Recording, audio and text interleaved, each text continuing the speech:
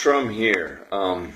We have some questions today about health certificates for your pet. When do I need them? When should I get one? So today we had a bit of a rush job request for a health certificate, which is never a good idea, okay? So if you ever think you may need a health certificate for your pet, calling us right before you need it is probably not the best idea. So here are some tips. If you're going to travel with your pet, particularly on an airplane, you will need a health certificate. I don't care what the airline tells you. I don't care what someone else has told you. You're going to need a health certificate, okay? The airlines are going to require not only an interstate health certificate for if you're flying in the continental United States. You're going to need an interstate health certificate. That's really easy to get, okay? But I have to see the animal. All right, I have to physically see the animal before I can sign my name and my license number to a certificate certifying the animal's health. All right, so you got to bring it in for me to see it. I also have to sign what's called an acclimation certificate, basically saying your animal is safe enough to withstand temperatures above or below certain minimum or maximum temperatures. And that is especially important if your animal is not riding in the cabin with you, if they are riding underneath the airplane with the luggage. Even though that's temperature controlled, they're going to be handled basically, sorry about dropping the phone there, they're going to be handled basically similar to luggage. Now there are going to be some areas that they're going to be handled in that are climate controlled before and after they go on the plane.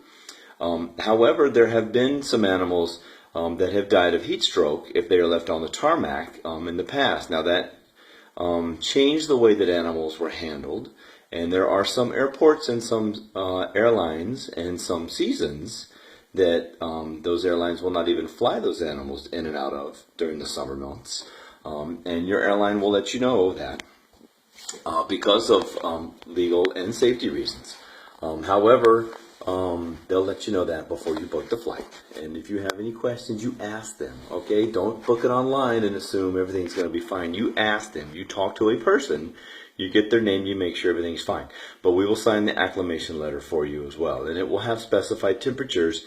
And if it's going to be 100 degrees in Atlanta in July when you connect there, or you're flying to Houston and they're not riding in the cabin with you, you might want to make other plans, because not only may you get bumped or your pet get bumped, it's not going to be safe for your pet. And if that's my pet, I'm not taking that chance.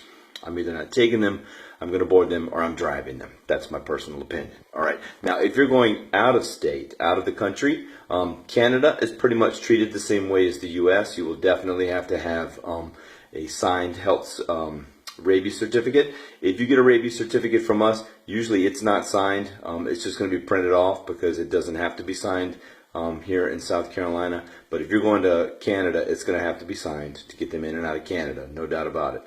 Make sure we have that signed for you. You will not need an international health certificate to get in and out of Canada. Believe it or not, it's harder to get yourself in and out of Canada than it is your dog. Isn't that great?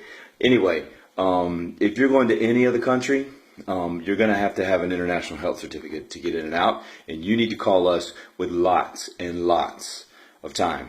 And I'm talking months ahead of time, because there are lots of different diseases going in and out of these countries. There are lots of different regulations going in and out of these countries, rabies in particular, but there are some parasites that we have in the United States that they don't have in other countries. They don't want them. We're going to have to deworm in some cases. We're going to have to treat for those parasites before they go.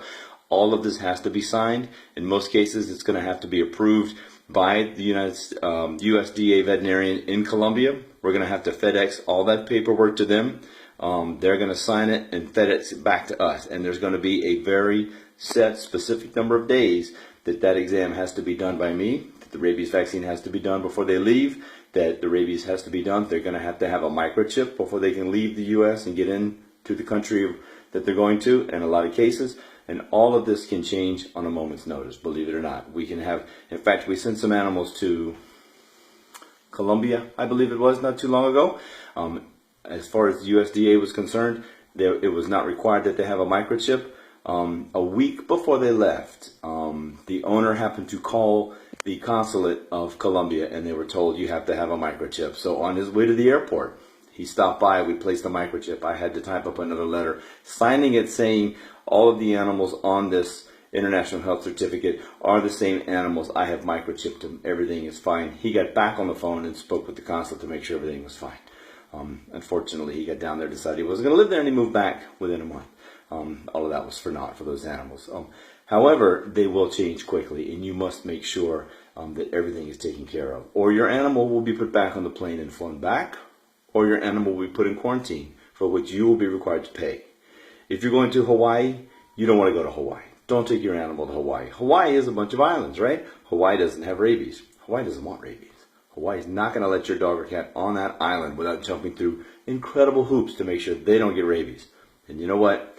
If I lived on an island and they didn't have rabies there, and it was my island, I wouldn't let you on with a rabies carrier either, unless you jump through all my hoops, because we don't want rabies on our island. Okay, so the bottom line here is you need to call us as soon as possible if you're traveling with your pet anywhere outside the United States and you're going to need a health certificate. Let us know quick, soon, all right? We'll let you know all the hoops you have to jump through. We're going to clear it with USDA, and there's still going to be bumps in the road. It just ain't that easy, all right? So, but the bottom line, you're asking me to sign with my license that this is a healthy animal, and if anything goes wrong, I'm putting my name and my license number on the line. Okay, so I have to see the animal, I have to verify that it's healthy, and we have to get all our T's crossed, I's dotted, multiple times, make sure it's all right. So let's make it easy, all right? Okay, that was a lot longer than I ever anticipated I would talk about health certificates on a nice, beautiful spring evening. So I'm going to go help my wife with 2 boys in the bathtub that are not being cooperative this evening, so I've hidden away as long as I can. Y'all have a wonderful evening, and if I don't talk to you again, have fun chasing Easter eggs and little bunnies and all that fun stuff that we do this weekend. Keep your dogs away from the chocolate, all right? See ya.